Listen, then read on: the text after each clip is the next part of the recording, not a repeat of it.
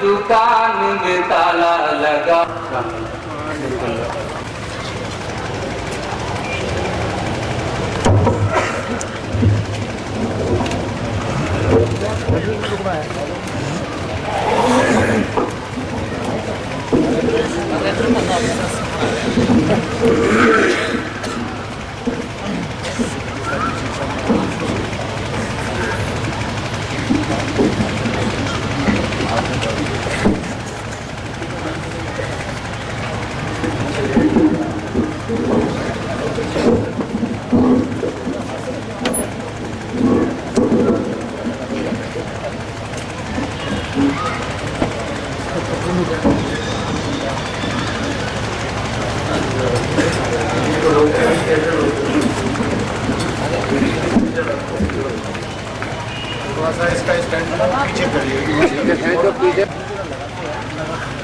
الحمدللہ نؤمن به ونتوکل علیہ ونعوذ باللہ من شرور انفسنا ومن يهده الله فلا مضل له ومن يضلله فلا هادي له ونشهد ان لا اله الا الله وحده لا شريك له ونشهد أن سيدنا ونبينا وشفيعنا وسندنا ومولانا محمدا عبده ورسوله صلى الله تعالى عليه وعلى آله وصحبه وبارك وسلم.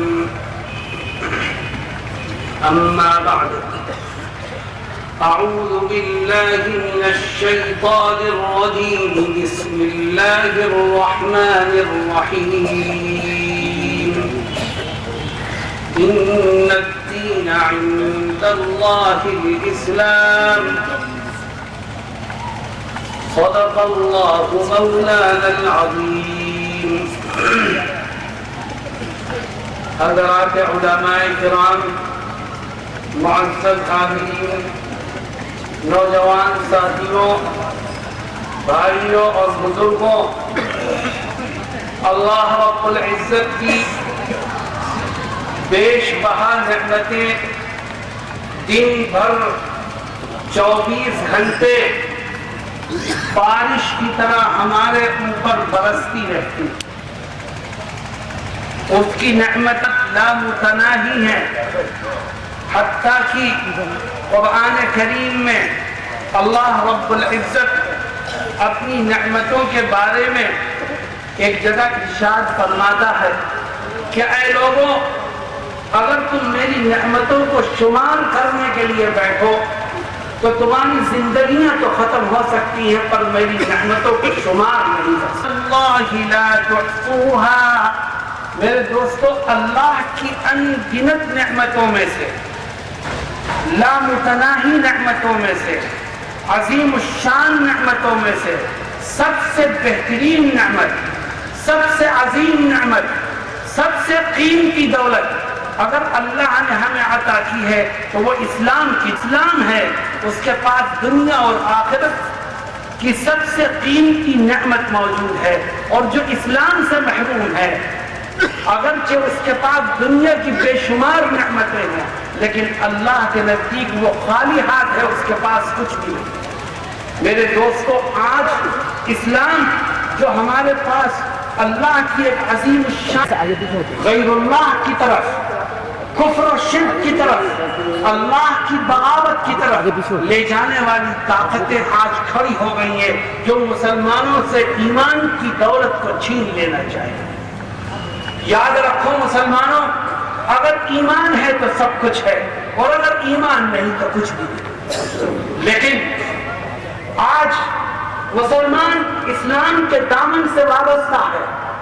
جب تک اسلام کے دامن سے وابستہ رہے گا، دنیا کی طاقتیں اس سے ٹکرائیں گی اور پاش پاش ہوتی چلی جائیں گی، اور جب اسلام کی دامن کو چھوڑ دے گا تو اس کا نام و نشان مٹ جائے گا. آج ہمیں فیصلہ کرنا ہے، ہمیں سوچنا ہے، ہمیں اپنی زندگیوں پر نظر ڈالنی ہے، اور ہمیں اس بات کا فیصلہ کرنا ہے کہ ہم ہر چیز چھوڑ سکتے ہیں لیکن اسلام کو نہیں چھوڑ سکتے.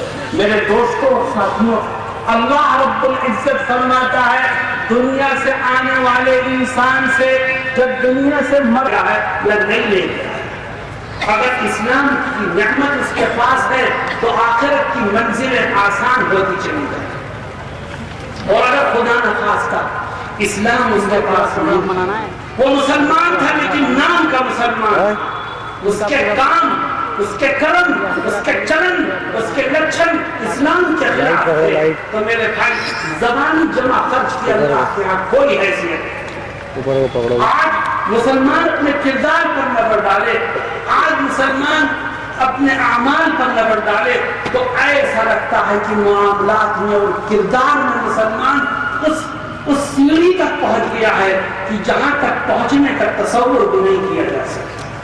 میرے بھائی، آپ آج جمعیت العلماء کے اجلاس میں بیٹھے ہیں، یہ علماء کی جماعت ہے، یہ کوئی سیاسی جماعت نہیں ہے، یہ دھرم کو ماننے والوں کی جماعت ہے، یہ مذہب پر چلنے والوں کی جماعت ہے، یہ مذہب کو سیکھنے اور سکھانے والوں کی جماعت ہے، کوئی سیاسی جماعت نہیں ہے۔ اس لیے جمعیت العلماء کے جس پروگرام میں آپ بیٹھے ہیں، جمعیت العلماء سب سے پہلے مسلمان بھائیوں سے اس بات کی اپیل کرتی ہے کہ اے مسلمانوں، اس بات کا عہد کرو کہ جو غیر اسلامی رسومات ہمارے اندر آ گئی ہیں، ہم اللہ کے لیے ان کو چھوڑنے کو تیار ہیں۔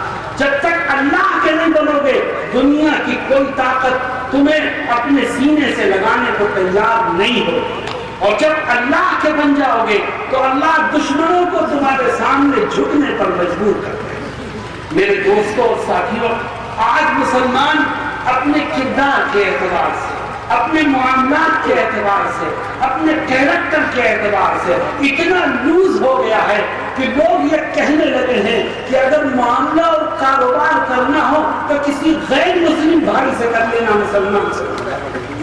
اِنَّا لِلَّهِ وَإِنَّا إِلَيْهِ رَاجِعُونَ۔ آج ہم روتے ہیں اور ہم یہ کہتے ہیں کہ ہمارے ساتھ بھید بھاؤ ہو رہا ہے۔ حقیقت یہ ہے کہ دنیا کا کوئی پتا اپنی جگہ سے اللہ کے حکم کے بغیر نہیں ہے، کرنے والی ذات اللہ کی ہے۔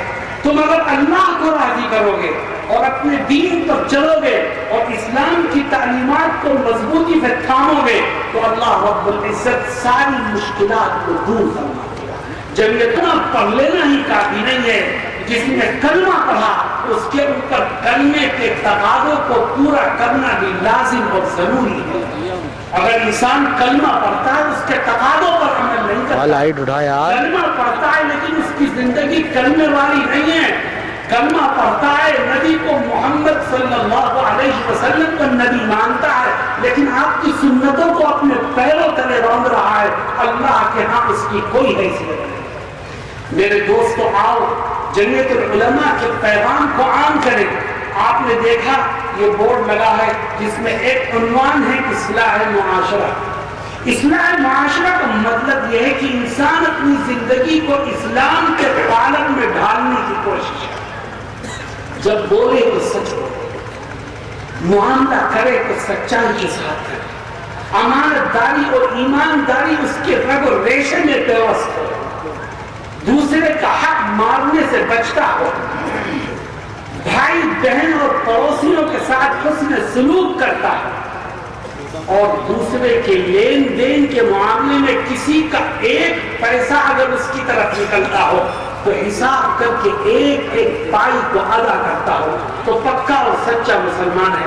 اگر نمازیں بھی پڑھتا ہے، روزے بھی رکھتا ہے، حج بھی کرتا ہے، زکوٰۃ بھی دیتا ہے، لیکن دوسرے کے پیسے مارتا ہے، جھوٹ بولتا ہے، بددیانتی کرتا ہے، دوسرے کی زمین دباتا ہے، کاروبار میں شریک پارٹنر کا حق مارتا ہے، تو اللہ کے ہاں اس کی نیکیاں قبولیت کے درجے کو نہیں پہنچے۔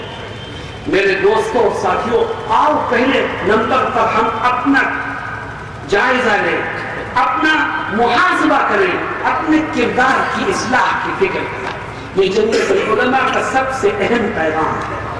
جمعیت العلماء کوئی سیاسی جماعت نہیں ہے، جمعیت مجمع جمع کرتی ہے، مسلمانوں کا ٹھاٹا مارتا ہوا مجمع جمع ہے، لیکن یاد رکھو ہم نے یہ مجمع اس لیے نہیں جمع کیا کہ ہم اس مجمع کو دکھا کر کے اسمبلی کی سیٹیں حاصل کریں، پارلیمنٹ میں پہنچنے کی کوشش کریں، اقتدار کی کرسی تک جائیں. نہیں، ہمیں اسمبلی کی سیٹ نہیں چاہیے، ہمیں پارلیمنٹ اور راجیہ سبھا نہیں چاہیے، ہمیں حکومت اور اقتدار میں حصہ داری نہیں چاہیے. ہم چاہتے ہیں کہ یہ ملک ترقی کرے اور مسلمان اپنے اسلام کے ساتھ جڑ کر کے اس ملک میں زندگی گزارے، تاکہ اس کو دیکھ کر کے دوسرے لوگ بھی اسلام کے دامن سے، اسلام کے آغوش سے وابستہ ہو کر لا الہ الا اللہ محمد رسول اللہ کا کلمہ پڑھیں. میرے دوستوں اور ساتھیوں، جمعیت العلماء کا یہ پہلا پیغام ہے. دوسری بات، آج کے اجلاس کا دوسرا عنوان ہے حصول انصاف. ہم اس ملک میں رہتے ہیں، یہ ملک ہمارا ہے. ہم اس ملک میں بسنے والے دیگر قوموں سے یہ کہہ دینا چاہتے ہیں کہ مسلمان باہر سے نہیں آیا ہے، اور یہ ملک تمہارا یا تمہارے ماں باپ کا نہیں ہے. یہ ملک ہر اس انسان کا ہے جس نے اس کی دھرتی پہ جنم لیا. مسلمان کرائے کا نہیں ہے، مسلمان غیر ملک سے نہیں آیا. ہم نے اس دھرتی پر جنم لیا ہے. جتنا حقدار کوئی اور ہے، اتنا ہی حق اس دھرتی پہ ہمارا ہے.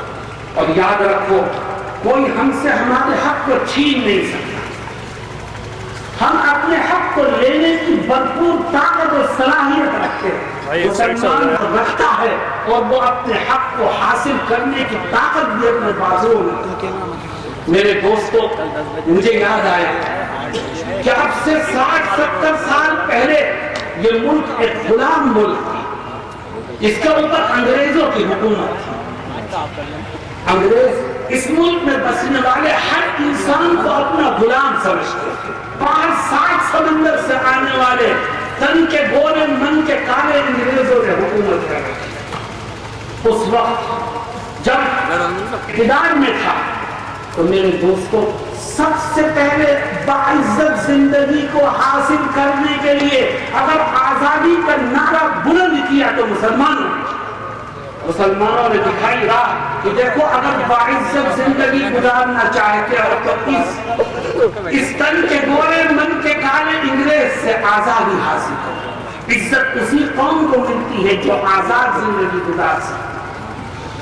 میرے بھائی، مسلمانوں نے آزادی کا نعرہ لگایا اور مسلمانوں نے یہ سمجھا، جمعیت العلماء کے اکابر نے یہ محسوس کیا کہ اگر آزادی کے اس جنگ میں ہم تنہا آگے بڑھتے رہے تو انگریز لڑاؤ اور حکومت کرو کی پالیسی پر عمل کرتا رہے گا اور ملک آزاد نہیں.